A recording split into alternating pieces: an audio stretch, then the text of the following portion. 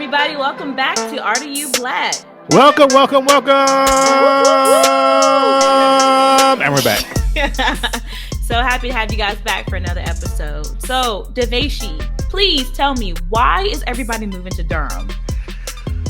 Well, first of all, everybody's not moving to Durham. There are some people moving to Raleigh, Morrisville. That wasn't the question. Okay, so why are people moving to Durham? I was in Durham for 13 years, so I can speak on this. You know, I was a transplant to Durham as well. Even though I'm from North Carolina, in my brain, transplant can be you moving 2 hours away, which I am from Kinston, and I moved from Kinston to come to school. And so I transplanted. That's right. To Durham. I think one of the reasons is that America is always looked at as the melting pot, but I really think that the South has turned into the melting pot. You have places like Charlotte, Raleigh, Atlanta, whereas that all those big city folks from the big name cities, LA, DC, New York, all moving down here for a better way of life. Is cheaper. You actually get a backyard or a front yard. Oh central air and heating. The normal stuff that we probably take for granted here in North Carolina. But it's like stuff has just started to be built up over these past couple of years, and it's really enticing. Agreed. It is completely changed. The landscape of the whole RDU area looks so different. I've only been here for 5 years, and I'm a transplant as well. I'm happy to be one. And there's not many people that I've met that are actually born and raised in Durham. It's almost like you're a unicorn. If I actually meet someone who's born and raised in the city, they're like, oh yeah, I'm from here. Like many people that I know, lots of young professionals have moved to the area. They moved to RDU, they're a transplant here, but people are moving here and they're happy about their decision and they're here to stay. Every time I turn around, there's a new construction community popping up out of nowhere. I mean, you give this area a patch of land, boom, new houses. Away. They're just building them like crazy. And people are moving into them. I've met a few people from New York that just moved down here. They said they've been here for a few months. And they said their parents are coming. They have people, their parents are retiring. And they're moving down North Carolina. So like North Carolina is the place to be. And even more specifically, RDU area is the place to be. Yeah, I didn't even think about it being a retirement area because so many millennials and young professionals come to this area. I know in my job, so I work for Advanced Auto Parts, and when I tell people, yeah, I'm an NC native, I get looks like, what? Like you said, a unicorn, because it's just not the norm. It's like I'm literally out of my department. We probably have maybe, I'll say about 80 people in my department alone. I am like maybe one of two people from actual North Carolina that work for this company. And so it's amazing to me because I'm like, okay, I've been here the majority of my life. All my friends have been here the majority of my life. So to actually go inside of a company, and this is Fortune 500 company, and to see in just my department alone, people just aren't from here, but it's like there was some things that kind of drew them to this area. I'll give it another shout out to my company because they were actually founded in Roanoke, Virginia. Advanced Auto Parts was, and as of I want to say it was 2018 or 2019, they moved their headquarters from Roanoke to Raleigh. So officially, Advanced Auto Parts, a Fortune 500 company, is now located nationally in Raleigh, North Carolina. And not many people know that, you know what I'm saying? So it's like, they're right here in our backyards. Absolutely. And they are attracting a lot of young professionals of all races and creeds and colors. We could do better with African Americans. God bless. But they got me up in there. So hey, that's right. I think I think it's the space, right? Like you get more space, you get a bigger house, you get a bigger yard. I think that's the weather. I think that's another factor. Everybody we get all four seasons. Like every season we get and you feel it. Like Absolutely. when it's summer it's hot, and when it's Hmm. winter and it's cold. When it's fall because the leaves is changing, and when it's spring because everything's like that's one thing I will say I like about this. We get all of our seasons. It's an easy drive to the Sometimes, beach. sometimes in the same week, you might get Sometimes in all the same four week. in the same week. In the same week. It's really interesting, actually. They It always keeps say you on if your you hate, toes. they always say in North Carolina, if you hate the weather, just wait 2 days. Just wait 2 days, and it might be snow on the ground. You just never know. Sunny. Yeah, we're close to the beach. We're close to the mountains. Like you really get the best of both worlds. But you know what I think it is, DeVashi, and nobody's talking about this, but it's true. It's Bojangles. It is Bojangles. They have never experienced anything like it. They're like, whoa, we didn't even know sweet tea can be this good. We didn't know you could season your fries this good. They never had a hot buttery biscuit. And actually, I am from Kinston, North Carolina, the home of the Cheddar Bow biscuits. Everyone can thank my city for Cheddar Respect. Bow biscuits. On Vernon Avenue in Kinston, North Carolina is where it originated. My city. We ain't Rep known. your city. Come on. We ain't known for a whole lot. We're known for Jerry Stackhouse and Cheddar Bow biscuits. You're That's welcome. right. That's what it is. Though. I really think it's Bojangles. And like, I mean, literally people are moving here from California, from New York, from San Francisco, from all over. And they've never had Bojangles before. And the minute that they Oh, go through that drive through, life has changed. And they eh, know I'm buying a house in North Carolina because I absolutely. refuse to be this way, this far from a Bojangles ever again. Why not? Why not? And Bojangles is starting to creep up north. I think there's like maybe one in Maryland, Okay. one, and maybe two or three or four in VA. But you got to come to North Carolina to really get Bojangles. And we used to have a restaurant that I think it's called Highway 55 now, but it was called Andy's. Oh, okay. And that was really big back east, and Mhm. Piggly Wiggly back east in Man, I North haven't been to Carolina. Piggly Wiggly in forever. Listen, you ain't had a good piece of meat until you got it from from Piggly Wiggly. And I'm not lying to you. And all of my listeners from back home, you know what I'm talking about. It's affordable and it's good. It's a good slab of meat. And I think that's what people think about North Carolina. It's affordable. It's a good place to live. It's safe compared to some of these other major cities that are Yeah, out there, right? I mean, that's just the reality of it. Their kids are going to have great schools. We have the best colleges in North absolutely. Carolina. We really do. All the way from the mountains to the coast. We have just a great group of great schools here, high performing schools here. So I think people just feel like, you know what, it's a great place. I can get the best of both worlds. Why not pick up my bags and move here? Absolutely, because I So mean, cost of living is a whole lot cheaper, yeah, and housing, although they are starting to spring up, every couple of months, you blink and you saw some trees off here off the path, and then months later, it's a whole housing development, whole apartments and houses, and I'll go back to Durham sometimes now in the same areas I was in when I was in college. I don't even recognize it anymore. I it is mean, changing like crazy. So it's like it's such a good time to plant your feet, invest in some real estate. If North Carolina is a place that you want to make home, to do it. So it's very interesting to see how the area is changing. I think it's mostly good. The economy is good. There's plenty of jobs here. So it is. I'm definitely glad that I made the decision to move here 5 years ago. absolutely. And I think this whole episode that we're talking about, we're really just talking about investments and also real estate. And I think that's something that we as a culture, we don't talk enough about. We don't know enough about it. And I'm so glad that we have this podcast to be able to kind of like shine some light on it. So y'all sit back and get ready to let's unpack that a little bit more.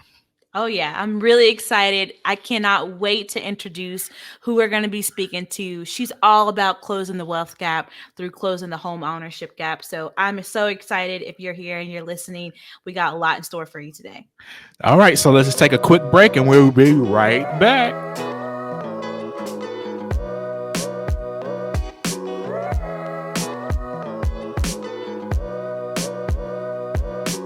Hey guys, this is DeVashi of RDU Black Podcast. Make sure you're following us on Facebook and Instagram. You can find us under the handle at RDU Black Podcast. That's RDUBLK Podcast. We post regularly, so make sure you stay connected.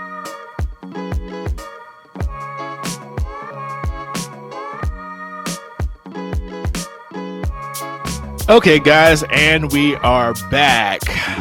Welcome back. All right. Today we have a wonderful person that we are going to be talking with today. This person, from what I have been told, is another plug of the RDU, and I can't wait to get to know her and hear her voice and hear her story. She absolutely is who I consider to be the greatest of all time, but I'll let that be for you all to decide. I'm really excited about who we have today. So we're going to be talking a little bit about real estate in the RDU area. Nice. DeVashi, why is everybody moving to Durham? Like, seriously. Okay, so they always say that the nation is the melting pot, but I really think North Carolina is the melting pot. It's like you have so many transplants from either New York, DC, from California. I even know some people from Seattle that have like said, okay, I'm going to give North Carolina a try.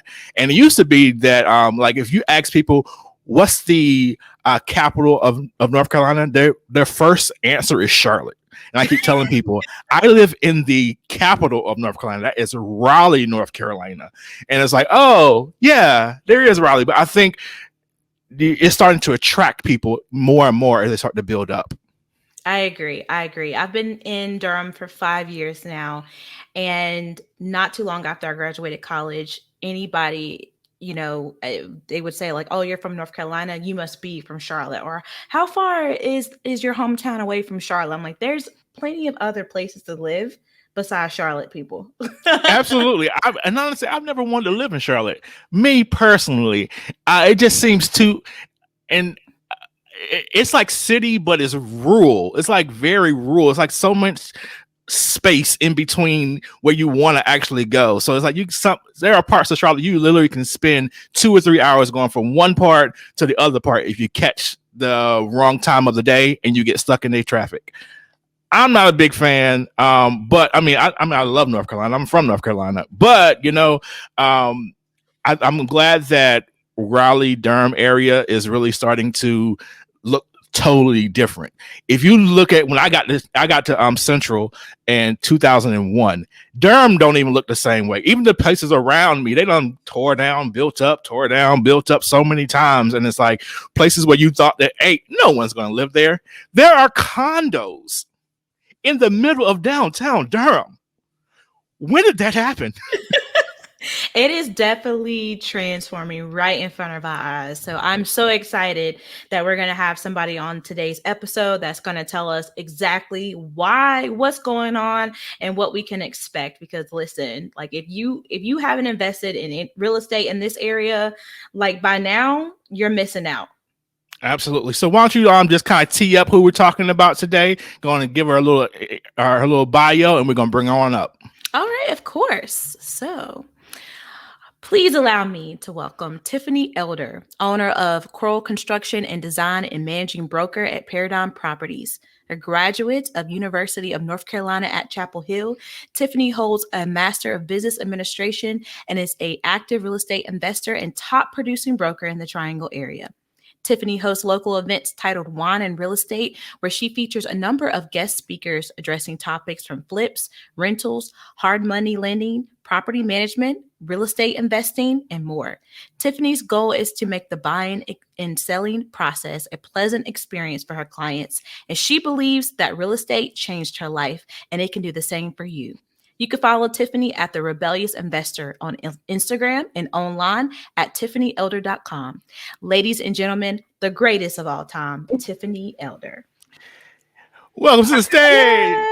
Hello, everyone. Welcome, Tiffany. Welcome to RDU Black.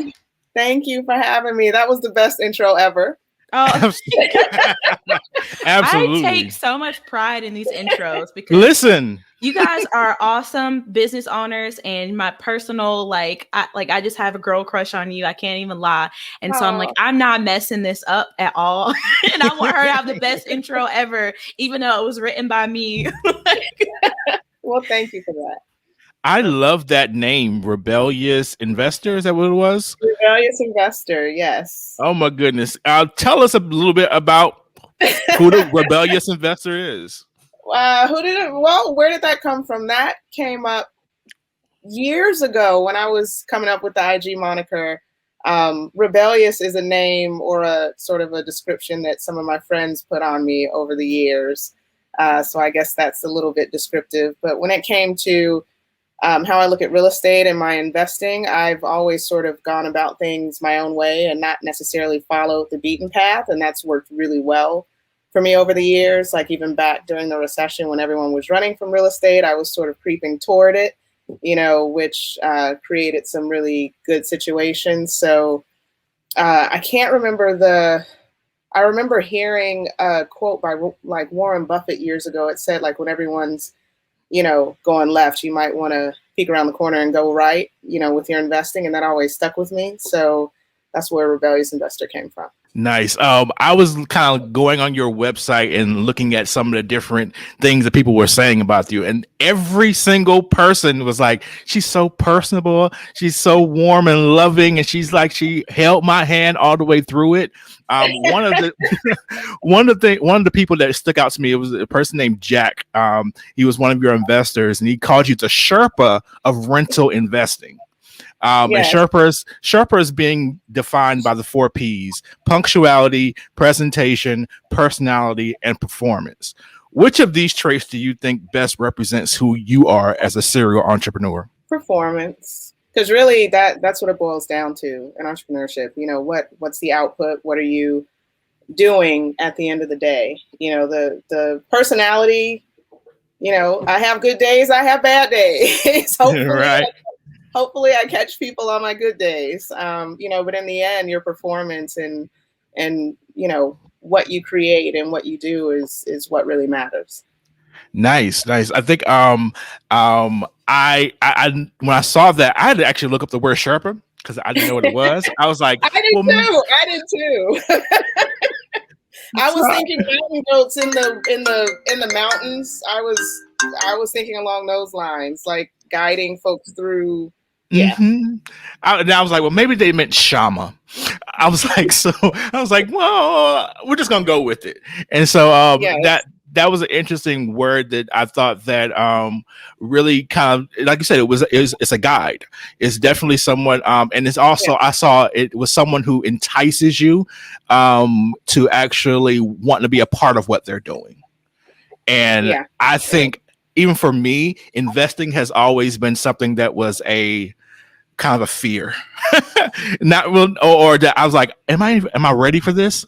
And can I do this or whatever have you? But to have someone to really make it appealing, I think is a definite a definite good trait to have. And I can't wait to get to know you even more. Yeah. Absolutely. Yeah. I mean, as far as the enticing, I always tell myself I'm not here to convince anyone. I never want to try to convince anyone to buy or to own real estate. I want to help make those scary topics not so scary so that people can realize like, oh, I could do that. Like this is something that I maybe should consider including so that they can make the decision themselves. So earlier, Tiffany, me and DeVashi were kind of going back and forth, and we were talking about why is everybody moving to Durham? So, I want to kind of kick things off with that question. Why is everybody moving to the Triangle, and what do we need to know about the market right now? Oh my gosh. So there are so many reasons why people are looking to the Triangle. One, over the past several years to start, the Triangle has sort of taken on a new reputation for being sort of the startup capital of the East or of the South, the biotech capital, the entrepreneurship capital, a lot of those items. Since COVID hit, we've seen an influx of people from really overpopulated cities. We've seen a lot of folks from the Northeast and from the West Coast start moving here. Reason being that a lot of companies now have said, hey, you guys are efficient virtually. We're going to let you work virtually from here on out. So I have a number of folks who've called me over the last several months saying, I can bring my income to, Raleigh, Durham now, and my income goes a lot further in Raleigh, Durham, Chapel Hill than it does in the Bay Area or than it does in New York. I just had a couple close on an awesome home near downtown about a week and a half ago, and they right now live in downtown Manhattan. And you can imagine going from Manhattan to down here, quality of life is a huge change, but you can do that when you live virtually. So those are a couple of the reasons. People want better quality of life now. People have been spending more time at home, especially due to COVID, with their families and, all that fun, not fun stuff sometimes. And they just want a better quality of life. And, North Carolina has always been known to offer that. So the Carolina markets have been doing really well. Plus, we got central air and heat. So, hey, come on down. That part. Yes.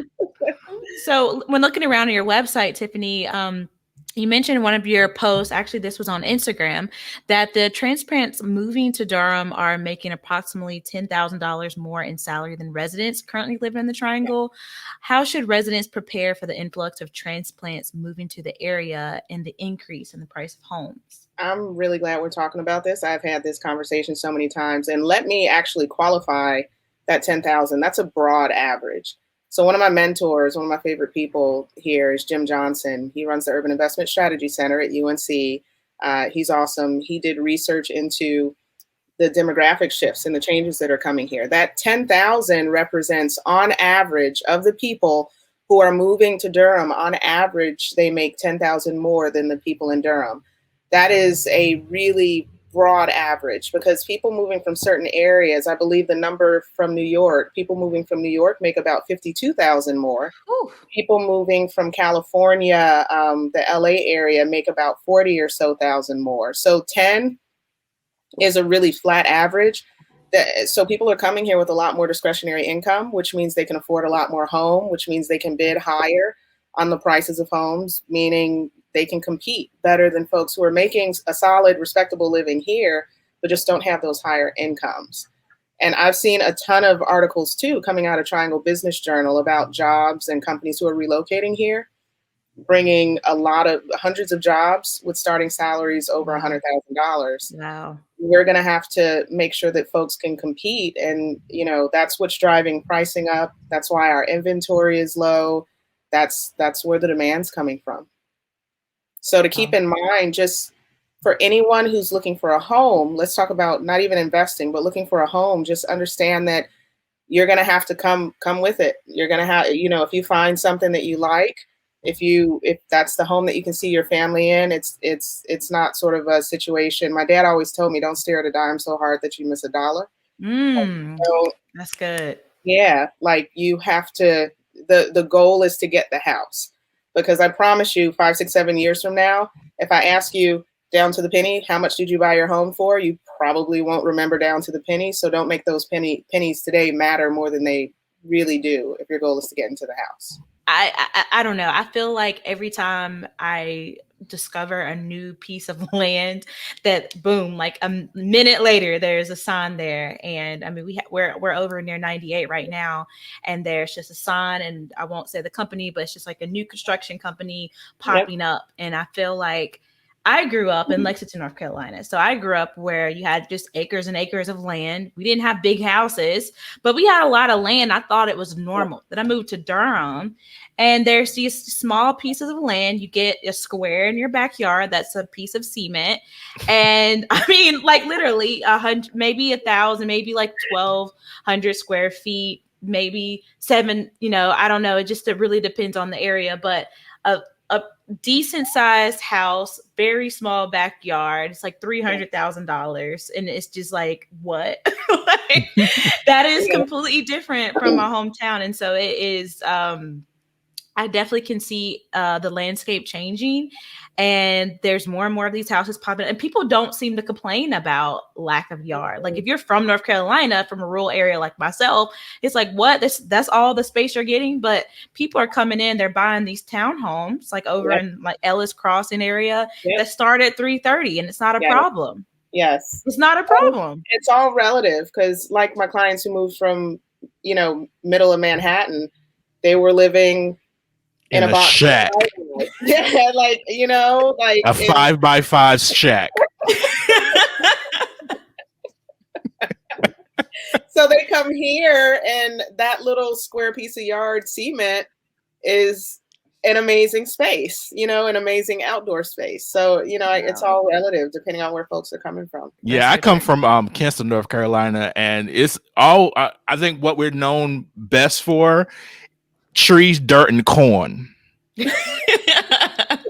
So you have yard upon yard upon yard, and of course there are quote unquote city limits, but most of the people live in the rural areas. So it's like coming to when I came here to go to school at North Carolina Central University, people looked at me coming to Durham as the big city. Yep. And it's like I was the big city boy, because I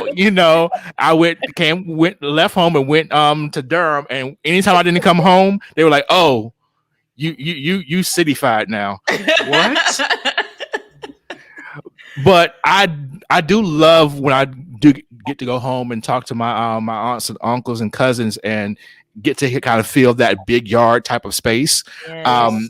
I am a military brat as well, so I did move around a lot, and so city life isn't that foreign to me. And so I was raised in a lot of apartments or military style homing. So it's like, as an adult, owning a home wasn't all that important to me. Yeah. But the older I get, it's like I was always told, like, you are really throwing away money living in an apartment. And so it's like I really want to like hear what you would like speak to someone like myself that's contemplating on being a first-time homeowner at 40. And it's never too late, and 40 is a great age to become a homeowner. Listen. So let me just throw out some just random numbers, round numbers, so my brain doesn't explode in the process. But let's say you're paying $1,000 a month rent presently. Over the course of a year, that's $12,000 in rent. Over the course of 10 years, that's $120,000 that you've paid in rent over the course of 10 years. Let's say you took that same $1,000 a month payment, and right now that could buy you, depending on where you land, that could buy you somewhere around about $175,000, $180,000 house, depending on the loan. And let's say over the course of 10 years, you were to make that $1,000 payment, you would be in a very different situation financially. I wish I had exact numbers in front of me, but essentially when you get a mortgage, part of your mortgage payment every month is paying down that mortgage. So you are paying into yourself and into your ownership by owning a home. So if you owe 180 on it today, day one, in 10 years, you might owe somewhere between, 120, 130 or thereabouts, potentially, maybe a little bit more, because you tend to pay it down quicker, the latter part. But let's say you own 130, 140 on it in 10 years, you've paid into yourself and created equity in an asset. And over 10 years in a market like this, that 180 value on your home has probably gone up to $200,000 or $300,000. So you've invested and you've created six figures in value by putting it into a home as opposed to putting it into a rental. And that's where wealth is built. That's where you create the legacy and can pass down something, through generations. That's how that generational wealth is created. Which I think is really important, that people, as they're listening, because we have listeners that, hey, they may be in the same boat as I am, whereas that some of those things that you just shared, they're not shared to us as a community. You know what I'm saying? It's not a part of our upbringing. It's not part of our curriculum. It's the same thing about when we're talking about credit, and whereas that we kind of get into these stupid credit card schemes and then have to deal with them when we're a whole lot older, but we doing things like this help, like you said, it helps get us to a point where is that we start making our financial choices start to help speak back to us. No, like what you were just saying, like that was the whole purpose for me of wine and real estate. Like I realized that within our community, that's not the dinner conversation that most of us have in our homes growing up. You know, we're not made aware that real estate is an avenue to pursue. And so we grow up and we know it's out there, but we're kind of timid about it because we don't know what we don't know. So we sort of just shy away from it and feel like it's for them, it's not for us. Wine and real estate, you know, the whole goal was let's get together, let's have some drinks, have a conversation. Let's make it not scary. Let's make it a casual conversation. I actually used to hold them face to face here in different venues around Durham, you know, at the wine bar, in hotel lobbies or something like that. And folks would come out and we would talk. And COVID actually sent us online, which has been a blessing because now I call us coast to coast because we have folks from California, North Carolina, Chicago, Atlanta, all coming together to talk about real estate and to demystify it and to make it comfortable. And it's a safe space where people can ask questions. It's a safe space where folks can share their stories. We have folks who bought their first properties, first duplex in Cincinnati, first investment properties here. You know, I'm excited to see that once people have the information, they go out and do it. It's just a matter of they just didn't have access to the information in a way that they trusted, you know, prior to that. So it's really just a conversation. I welcome everyone to join us. With the topic of access to information, so let's talk a little bit about racial disparities in real estate and closing the wealth gap. Okay, so this is a recent story that just came out on ABC 7 News. You may have heard it. About the African American couple. Yeah. So just for everyone who did not read this article or didn't see the video, there was a recent article in ABC 7 News that covered a Black couple in California who purchased a home and renovated it. They added an entire floor, over 1,000 square feet of space. They built a deck, new floors, a fireplace, added new appliances, and the house appraised for just $100,000 more than what the couple got it appraised for prior to their renovations, despite spending $400,000 in renovations. I can't even imagine. After asking one of their white friends to pretend that the home was hers for a second appraisal, the home appraised for $1.4 million, roughly $500,000 more than it appraised for the first time. With that article, it was a quote that I read that said only 44% of Black Americans own their own home in 2020. So I wanted to talk a little bit about, how do we close the wealth gap through home ownership? There's lots of different issues that affect us as a people, including residential segregation, racially segmented housing market, lack of access to credit and mortgage loans, the devaluation of homes in Black neighborhoods. So my question is, how are these topics affecting Black people in the RDU area? And what advice do you have to overcome these roadblocks? Yeah, wow. There are so many factors that affect us as we're stepping into home ownership or property ownership in general. I wish I had the answer as to how to resolve it. I'd love to work with folks to try to figure that out. I do hear of, I haven't seen personally examples except maybe one appraisal situation that was questionable here in Durham, but I haven't seen widespread issues along those lines. I do hear in other areas of folks getting higher interest rates, despite the fact that they, qualify for less. I do hear situations of, appraisal concerns and things like that. It's challenging because something like an appraisal, although it is supposed to be an objective determination of the value of a property, there is some subjectivity in there, and appraisers can choose which properties they choose to compare your home to. And if they can justify it, then it sort of is what it is. And how to get past that, it is a little bit of a challenge to say. But I would say for folks who are just interested in getting going and sticking their toe in the water and moving forward in real estate, make sure you have a team around you that has your back.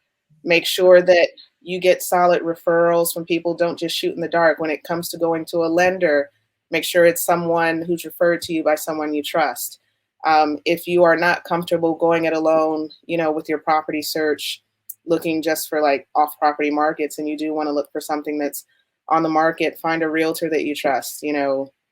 There are a lot of great realtors in the Triangle. You can always call yours truly, but just have someone that you trust who will have your back, who will help guide you through and help you avoid those pitfalls, and who will let you know that there is a potential pitfall coming so that you can be, prepared for it. But getting, savings and credit and things like that in line are some of the things you can do to prepare. A lot of folks assume that they can't buy.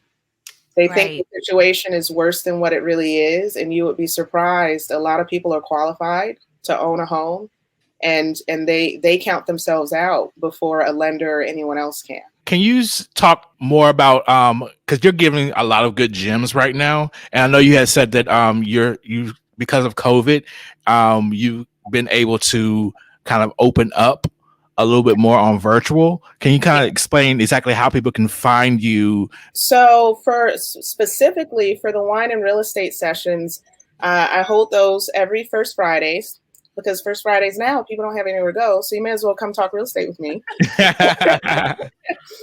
So every first Friday at 7:00 Eastern, we have a session. And funny thing is, the one on March 5th, which is first Friday in March, we are talking about appraisals and valuing properties. And I have a 40-year realtor and appraiser joining us. He's Durham born and bred, 40 years here in the appraisal market here in Durham.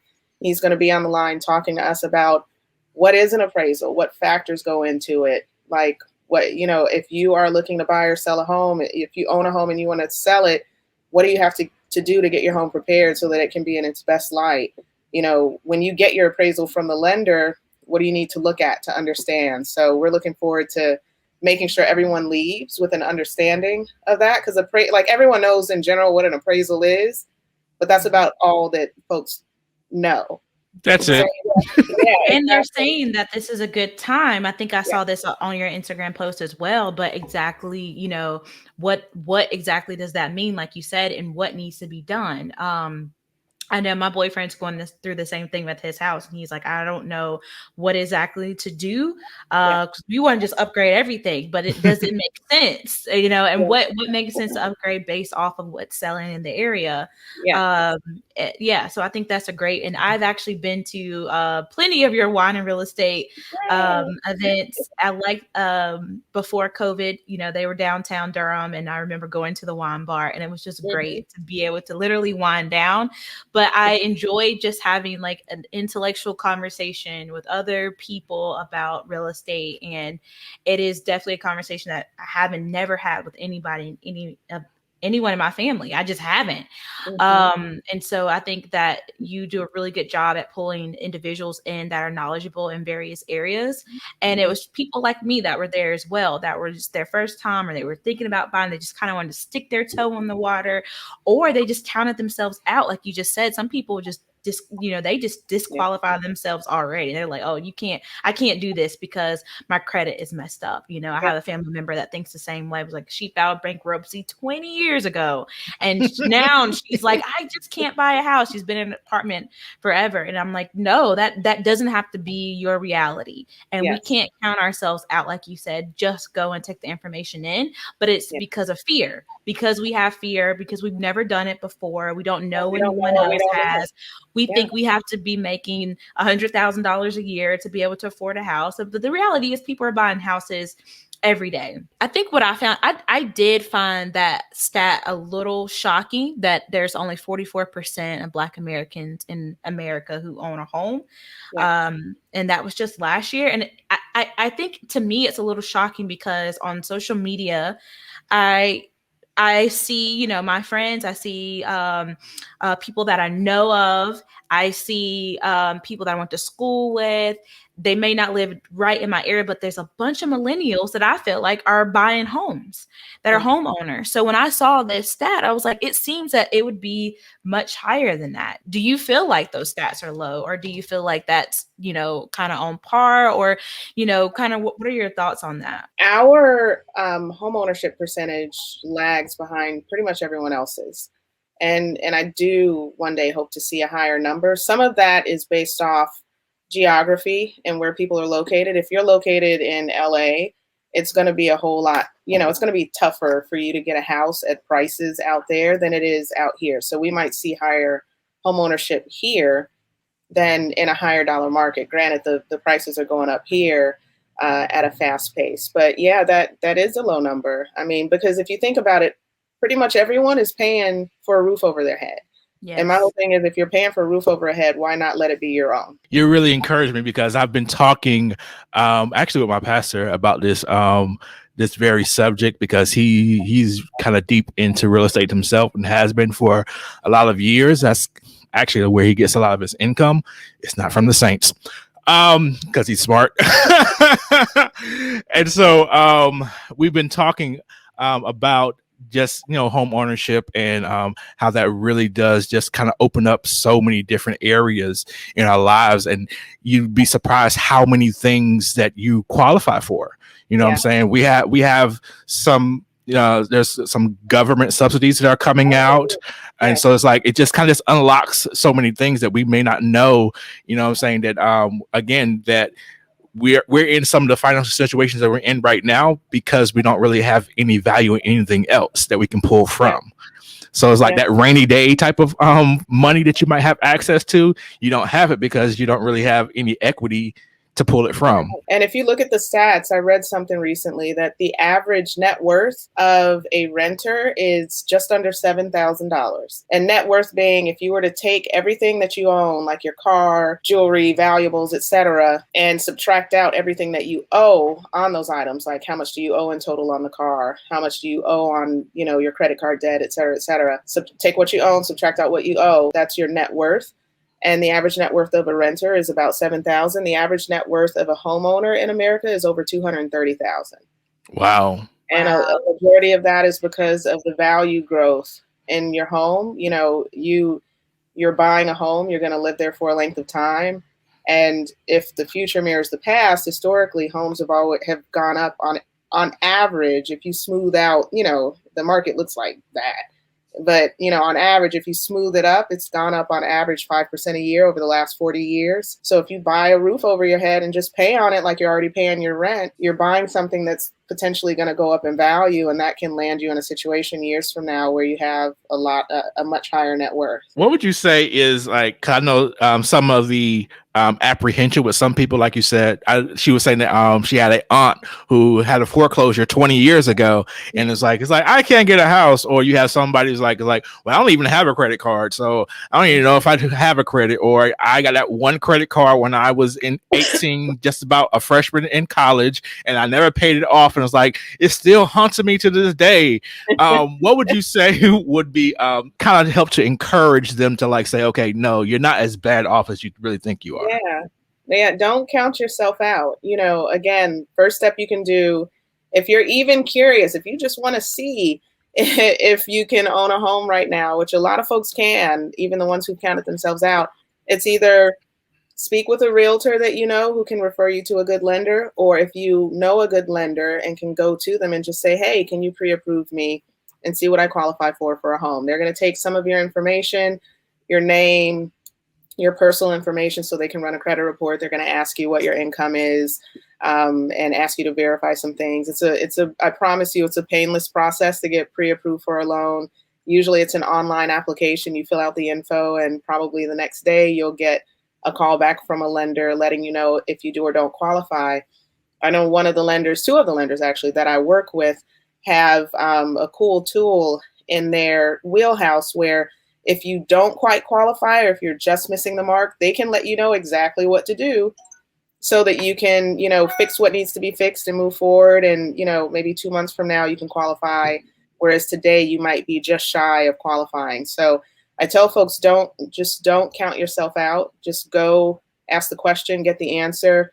9 times out of 10, you might be okay. But in the event that you're not, you'll be able to get direct feedback from the lender as to what you need to do so that you can move forward with a home purchase. So Tiffany, I wanted to take a second just to briefly kind of ask you a question, more of a personal question. So I know that last year around Christmas time that you lost your father, and I'm very sorry for your loss. My heart goes out to you and your family. Thank And you. I just wanted to know, I love the way that I follow you on Facebook. So I love the way that you talked about your father, and he seemed to be very inspirational to you. And so I just Yeah. wanted to know how has your father impacted, influenced you in your business, and how does he motivate you and encourage you throughout your journey as an entrepreneur? Wow. In tears. Oh, Yes, yeah. I mean, I miss you just Dad. light up when you talk about him, and the pictures were absolutely just beautiful. And I Oh, can tell you are a daddy's girl. I am. listen, the I smile, I'm a daddy's this girl too, smile, so I know. this smile is really lighting up this room. If y'all can see this smile, oh my God, it's beautiful. Daddy was a huge influence. My dad was born and raised in Chicago, and he grew up relatively poor. He's extremely smart, worked extremely hard, and I through whatever means realized, owning property is a way to secure things for your family. And he and my mom met in high school, went to prom together. She graduated first in their class. He was second in their class. He said it's because he had to take physics and she got to take home ec, but we won't argue about that. I love it. Those things match. They go together. But they were on the same path, and they realized, they bought their first property, which was a 3 flat in Chicago, a few years after they got married, at a time when being Black and buying property was challenging in the 60s. They knew that was the way they needed to go. So I learned a lot from just being around them, and even hearing conversations in passing. Like, they talked a lot about life and planning and goals, and just being a crazy kid running around the house. I heard things like that. Like, I remember hearing him say once, I'll never forget this. I can't remember how old I was, but I remember they were talking about needing another car and talking about how to pay for the car. And Dad was like, "Oh, well, yeah, we'll just let the tenants pay for it."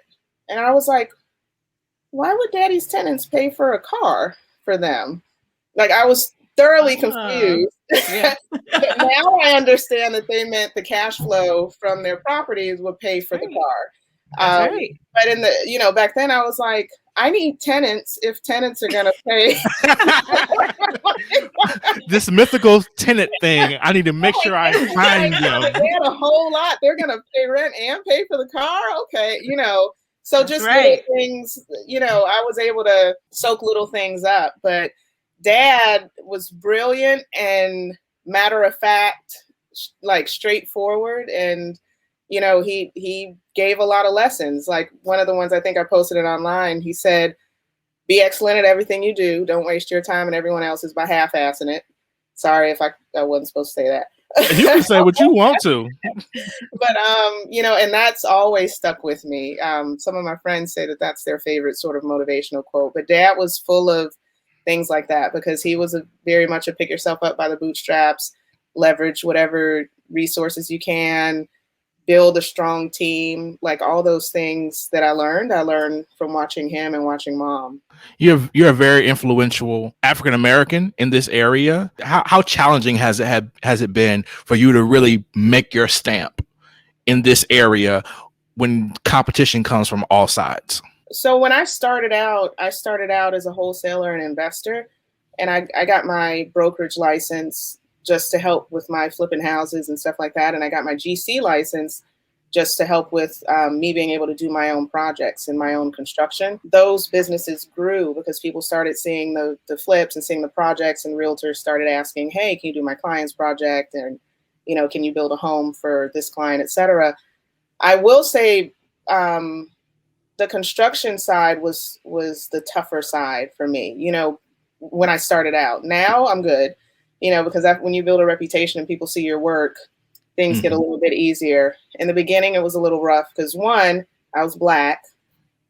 Two, and I still am relatively young, but then I was much younger. That was 15 years ago. And three, I was a female in a male-dominated field. So, I came across a lot of issues pretty much every day, on the construction side to deal with. But, you maneuver around that stuff, you work past. Again, you build a good team and you surround yourself with people who you can trust, and you get past that and you're good to go. On the brokerage side, like for me, brokerage allows me to do what I love to do, which is, helping people understand real estate and build wealth. And, it allows me to be connected to the community in a different way. So, I guess just by default, things stem from that. I can't say like becoming influential was a goal if I am influential. I don't know. Oh, no, you're definitely influential. Influencer. Definitely. Add it to your resume. Yes, ma'am. But I guess that's just an offshoot of, being active in the community and having folks around you and just trying to do good. So the next time you do a video, just start it like this. Hey guys, I just that's the intro to every influencer online. It's like cock your head to the side. Hey guys. It just, it helps validate the influence. There you go. So Tiffany, DeVashi and I usually end with our own separate questions, and they're pretty consistent throughout all of our podcast episodes. And so my famous question is, I believe that influential people like yourself and people who are just very successful there's got to be something that pours into you. There's got to be something that you go to where you kind of, you fill back up. You get what you need in order to give to others. And so my question for you is, what books are you reading? What podcasts are you listening to? And what are you using to just kind of add value to your life personally, as well as to your business? Well, for me, my faith is important to me. So that helps keep me centered, and my family is really important to me. So when all else fails, that's what helps fill my cup, those two things, which is why a lot of folks are like, why are you always back home in Chicago? Because I love being around, my friends and family and, folks I grew up with. Right now, I'm actually in my office now. And the book that I'm reading is a little bit different because it's not a book that you can buy. But this is something that I gave my mom years ago. It's my life story. And it's literally a book full of questions for her to share her life story with me so that it's something that I always have.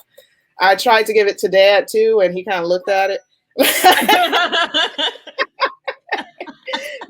Mom will write all her thoughts down. Like Mom and Dad were like serious readers. Mom still is a serious reader. But Mom and Dad always had books around. But Dad would like tell you stories all the time. And Mom's a writer. She would write, she would create and write stories all the time. So this is what I'm reading now, which is filling in the gaps for everything that I didn't know about Mommy when she was growing up.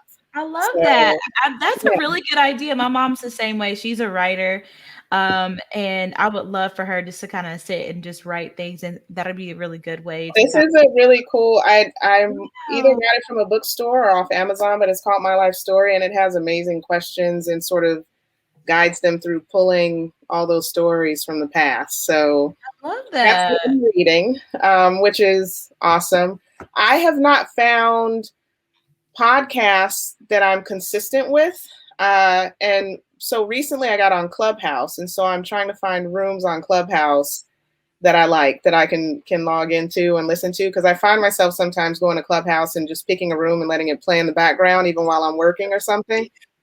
I was like, I love Clubhouse. I was Clubhouse crazy for like when it first came out, and I found out about it, and I was like, for like 2 months straight, I was just doing nothing but listening to Clubhouse episodes, rooms, just hopping in the room. So I love it. It's a good way to connect. I've met people from all over the world that I've never would have met otherwise. So it's a great tool. So thank you for sharing that. Yeah, I started with Clubhouse, and I don't know. I'm not a big phone person, so it's really hard for me to intentionally go to an app where I have to be on the phone for hours. And then it's like if you're following certain people, I mean, they're up there like 2, 3, 4, 5 o'clock in the morning. And I'm just like, go to bed. They are on there all day. Yes. I'm like, you'll see one room. It started like 8 a.m. I'm going to work. I don't know what you're doing, but I'm going to work. And it's like 2 o'clock. The same room is open. How? Half the day is gone. How are you still going? Can you tell us your name on Clubhouse for those that would like to follow you? I can add it to our contact list. I'm gonna. My phone is actually off right now, but I will turn it on. I will let you know before we get off the call. I turned the phone off so it wouldn't ring. Oh, not a problem. Thank you. Before we get to my last question, I just wanted you to take a moment to kind of talk about your two businesses, because I don't think we even really talked about it too much. So we have, is it Coral Construction? Coral Construction and Design, and Paradigm Properties. Paradigm Properties is a full-service real estate brokerage firm. So I am a realtor.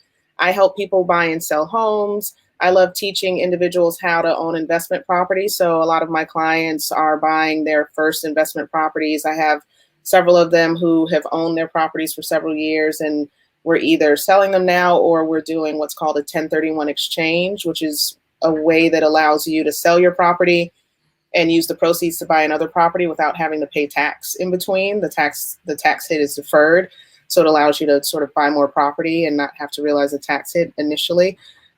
So I am a realtor and I work on those two ends of things. I am also a licensed general contractor. So I build homes. I love historic restoration projects, and I do light commercial work, restaurant, office, retail, things of that sort. So working on projects like that. I'm excited. This year we have some really cool projects lined up on the construction end because the Triangle is growing tremendously. So you'll be seeing some Coral Construction signs up around the Triangle really soon. As a closing, I would like you to just take a moment to kind of speak to anyone out there that is planning to be an entrepreneur or is already currently an entrepreneur, just kind of like some words of encouragement that they may need to like take that next leap. If I could give anyone advice in entrepreneurship, it's to give it a try in whatever way is safest for you. So if you have family and children and a lot of financial obligation, then you'll need to sort of get your ducks in a row. You know, I don't want anyone to just quit a job and dive out, you know, in there haphazardly. But there are steps that you can take to move yourself in that direction. And the risk of entrepreneurship is going to be different for different folks, depending on where you're starting from. So if I can just give any advice, it's one, try to do something small every day. If you want to open up an auto detailing shop, you know, your first day might just be writing a list of all the things that you need to do. It might be, you know, talking to someone who's in that field. Just sort of commit to yourself because you deserve it. You know, a good 10, 15 minutes even a day just to move yourself toward your dreams.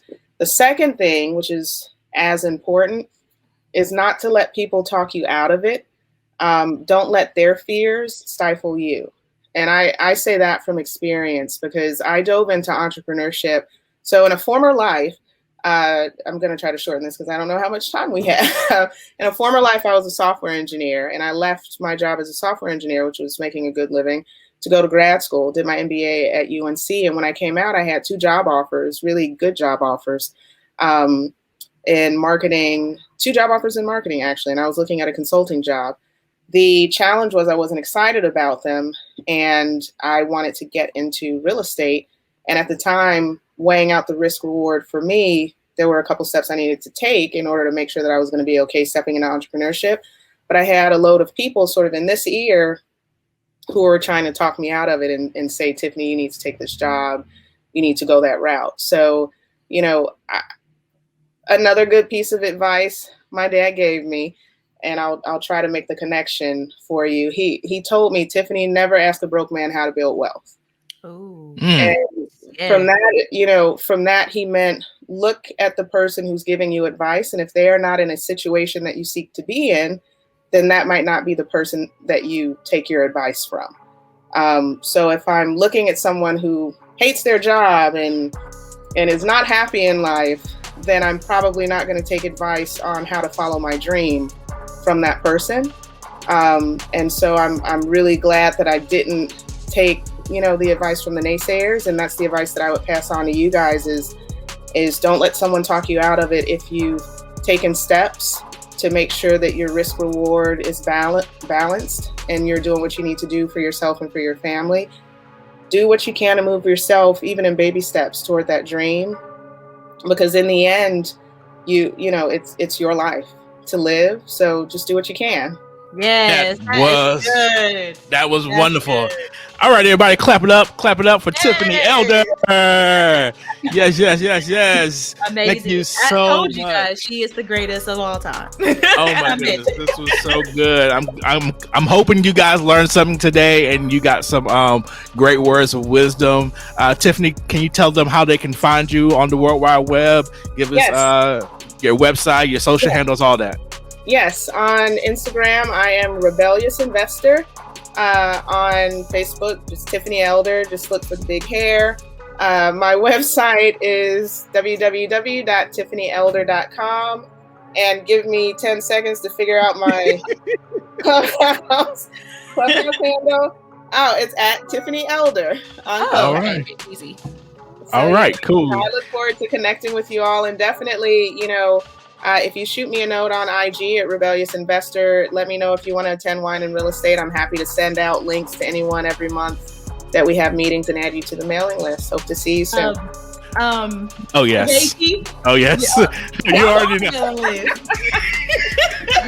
You know it's coming. Okay, yes, I'm signing up. Yes, thank you. Thank you again, Tiffany. This was wonderful. Anytime. Thank you, Tiffany. This was awesome. We really appreciate you taking the time to talk to us, meet with us today. So thank you. Thanks for having me, guys.